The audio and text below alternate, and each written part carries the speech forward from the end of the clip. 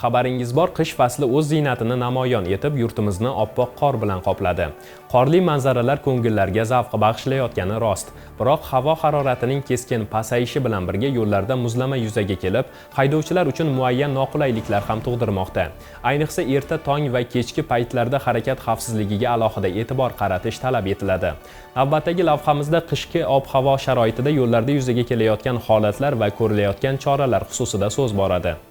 Yog'gan qor albatta tabiat uchun foydali. Bu havo tozaligini yaxshilab, dehqonlar uchun kelgusida mo'l hosil bo'lishiga zamin yaratadi. Biroq sovuq havo ta'sirida avtomobil yo'llarida muzlama holatlari yuzaga kelib, haydovchilar uchun muayyan noqulayliklar tug'dirishi ham tabiiy. Mazkur holatni inobatga olgan holda Toshkent viloyatining barcha tuman va shaharlarida yo'llar qor va muz qatlamidan tozalanib, maxsus texnikalar yordamida qum, tuz aralashmalari sepilmoqda. Shu bilan birga Ichki ishlar boshqarmasi yo'l harakati xavfsizligi xizmati xodimlari tomonidan avtomobil yo'llarida kuchaytirilgan nazorat o'rnatilib, harakat xavfsizligini ta'minlash bo'yicha doimiy ishlar olib borilmoqda.